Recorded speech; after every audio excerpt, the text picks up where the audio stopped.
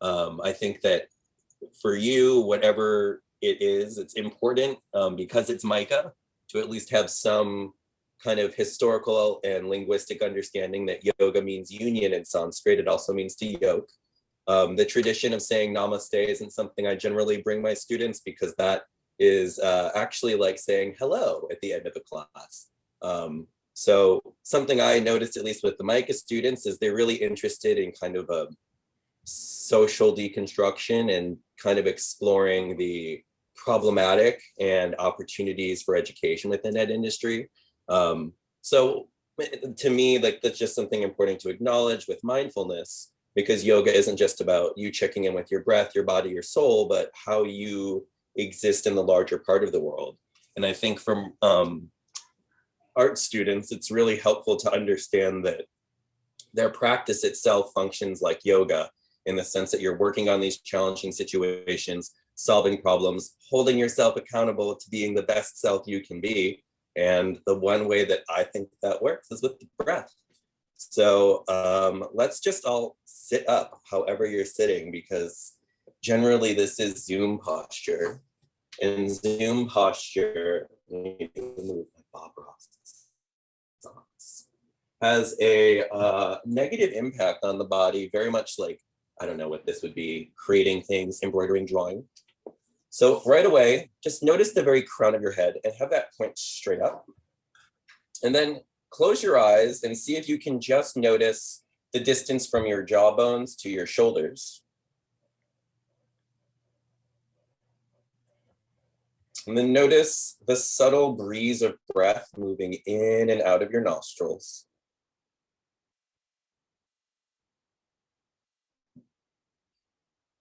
See if you can notice your heart beating.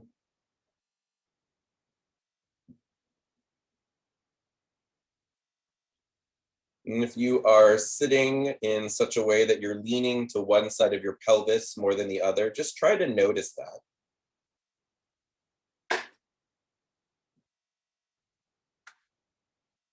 Now on this inhale, feel your belly expand like a balloon. Feel your rib cage open and your collarbones spread apart. Your neck lengthens. Stay tall, and on your exhale, feel your shoulder blades and collarbones melt. Draw your navel back and lift up slightly so you're getting a little bit of a lift. Inhale, let your belly expand. Your rib cage open. Your heart rise, hold your breath. Your heart will beat a little faster when you hold your breath. Exhale, soften your shoulders. Try to stay tall from the crown of your head to the base of your spine. Gently lift your pelvic floor muscles up. It's Mula Bandha, or your root block. It also gives your brain a sense of the base of your spine and the connection point to your legs. Gently draw your belly button back and lift it slightly as if you're kind of giving yourself an internal wedgie or wearing a yoga corset. And then from there, try to feel a softness in your chest, your neck, your throat. Tuck your chin to your chest. As you do that, try not to lean forward. Engage your core just a little bit more so you're kind of hoisting yourself up as if trying to lift into your throat. And then draw crescent moon shapes from shoulder to shoulder, moving slowly so you might notice any tight spots in your neck. As you're moving your head from one side to the other, notice if your shoulders push up, try to keep them neutral. Whatever direction your head is moving, make a full circle. And then make a full circle the other way. Bring your chin back to your chest and then curl your head up. So something as simple as moving your head around can release tension in your neck that can tighten into your elbows, that can cause the hand you use more to find a little bit of tension. So if you're having wrist issues, it's probably shoulder stuff. Interlace your fingers and then place your palms on the top of your head. And then pull your elbows apart. And then just notice that your arms and your skull are creating like a cartoon drawing of a human eye. So that's neat. Squeeze your right biceps, just give them a little flex. Relax those. And squeeze your left. Good thing right and left is off here. So whatever arm, just switch one arm, then the other. So this isn't yoga, but my grandmother was a riveter in World War II, and this is how the ladies used to make their muscles dance. Now take your hands behind your skull, finding the occipital ridge of your skull. Pull your head up, squeeze your elbows in, and then point them up. Keep feeling like your elbows are pulling in towards the midline of your body. And then find your breath. Use your exhales to find softness from the outer edges of arms to the outer edges of your hips, keeping your pelvic and navel lock active. Take a full inhale here. Exhale, reach your arms off to the side. Pretend that you're trying to touch your Zoom neighbor's fingertips. As you exhale, soften your elbows down until your wrists and shoulders line up.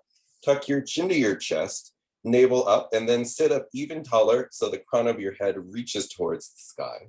This is called swan pose or Hamsasana. If you want to flap your wings, you're welcome to do that. It's fun, right? You only live once. And then slowly let your wings fall down to the ground. So I can't tell, I'm assuming most people are sitting on a chair. I'm just going to move over to my couch to show you a little hip work. So move your chair in such a way that you can sit with your feet grounded, your knees, hips, ankles all lined up. A lot of times when we sit, we collapse into ourselves. So again, from the base of your spine, that pelvic lift, that navel lift, think of that like the pot for the flower to grow and your head is a flower. Take your left ankle on top of your right knee.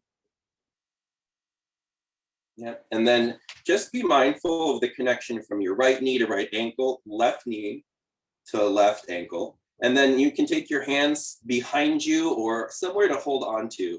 Flex your left foot so your toe reaches towards your knee. Sit even taller.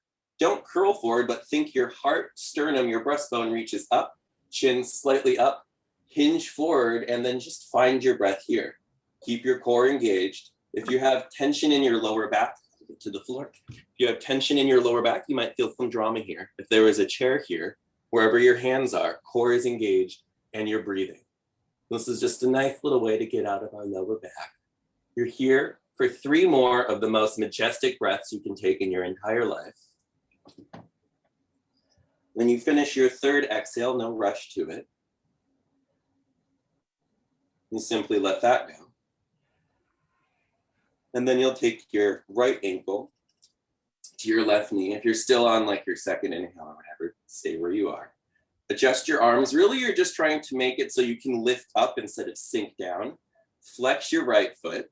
Find your breath. Make sure that your ankles and knees are all aware of where they are.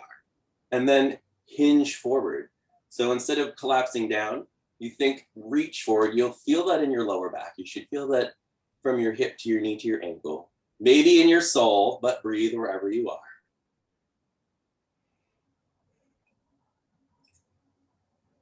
So start your 3 breaths. Things to check in with are just the subtle sensations in your body. Noticing one side is different than the other. It's your left side and your right side.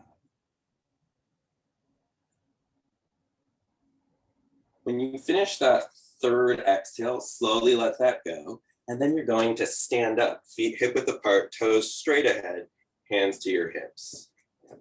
This pose is actually called akimbo, which is kind of fun and sassy.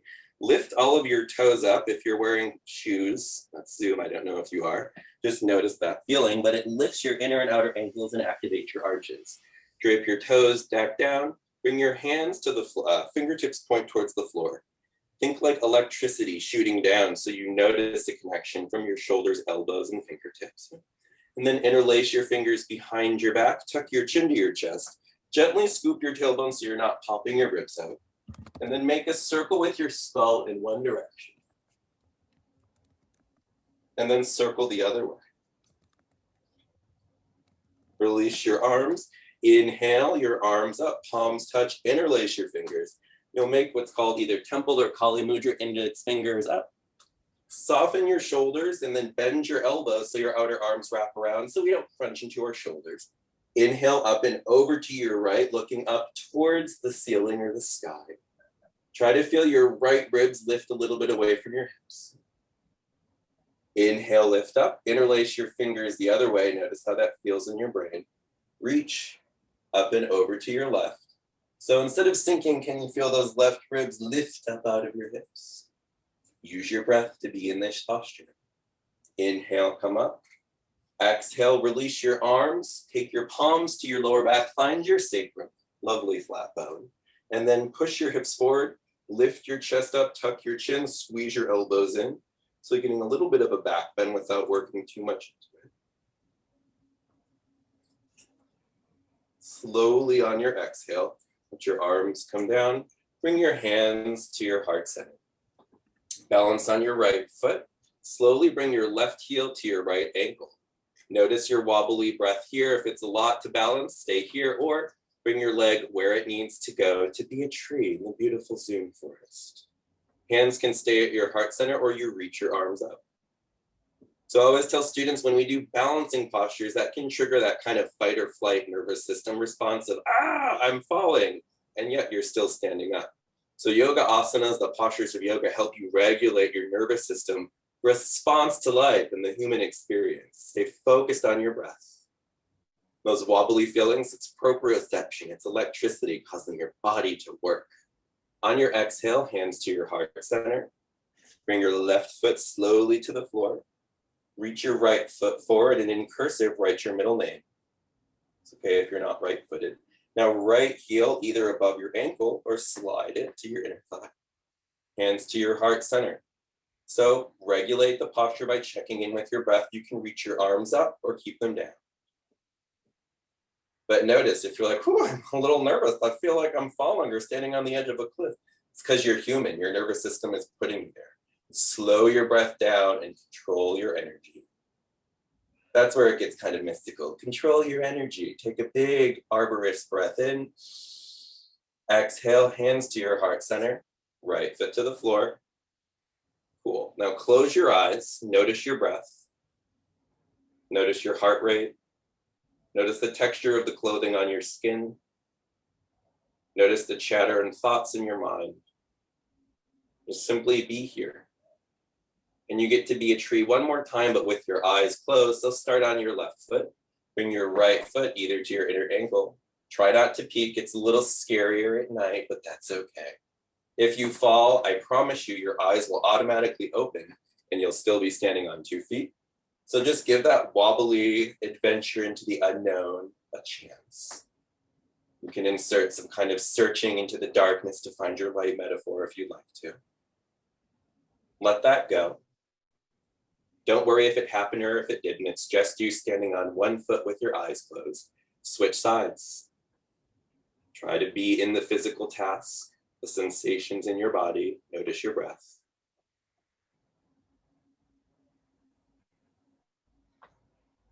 Let that go. Hands stay at your heart center, feet parallel. As you inhale, let your belly expand. Your ribs open. Your heart rise. Stay here for 5, 4, 3, 2, 1. Exhale slowly. Let your arms come down by the side. Find your breath. Notice how your body feels. Inhale, reach your arms up. Either palms touch and lift up or hands shoulder width apart. Bend your knees, slowly fold forward until you can drape your torso over your thighs. Hold on to opposite elbows. Let your torso sway right and left. Keep your navel lock active. Belly button still pulls up and out of the pelvis so you don't tug your lower back. And then as you exhale, release your arms. Slowly, slowly curl up to standing. This is going to be balanced a little bit more, so you can modify by coming to a chair. Left ankle over your right knee, or left ankle over your right knee. Left arm underneath your right arm. Either hold on to your shoulders or bring your palms together. So that looks like left arm, right arm. And then from here, pull your hips back. If you fall, you're still alive. Elbows line up with your shoulders, sit tall and breathe here.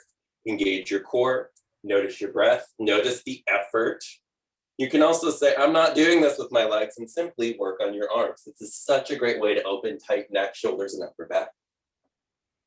Let that nonsense go. And then other side, right ankle, left knee. Right arm underneath your left. Palms either touch or hands hold onto your shoulders. This helps stretch your trapezius muscles, which tend to get really tight and do a lot of the creative work that we do. So when you open up, you'll feel more free like a bird. For 3, 2, on 1. Let that go. Hands to your heart center. You can either find a seat or explore just standing up.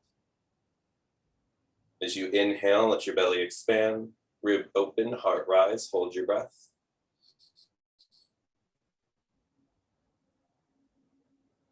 Exhale out of your mouth. Do that 2 more times. Inhale, belly expands, ribs open, heart rise, hold your breath. Notice the thoughts, the stuff that are distracting you from this moment. Put it in that breath. Exhale, let it go. 3rd time, take the fullest breath you've taken all day. Feel that breath reach from your head to your toes. Hold it in. Gather all that energy you have inside, maybe some good intentions, then exhale, send it out to the universe. All right. Thank you all so much for sharing yoga magic with me. Check out the wellness videos, Mondays and Fridays. We put 5-minute sequences. Yeah, thank you. Thank you, Alex. That was amazing. That was amazing. I'm gonna put the link to all of the yoga classes that we offer in the chat. All of you guys have access to them, even if you're faculty or staff. Just use your Micah email to log in. Cool. Thank you all. If you have questions, also when I do my classes, you can use chat to ask. I really like helping people with chronic pain. I was trained by Kim Manfredi, who is a Micah graduate, and she actually like fell out of a 4-story window and had like her back kind of broken, and she did yoga and she's healed and amazing and trains people. So if you have like radiating nerve pain or chronic injuries, which I have, I've had tons of car accidents and things biking in Baltimore, I can help you with that.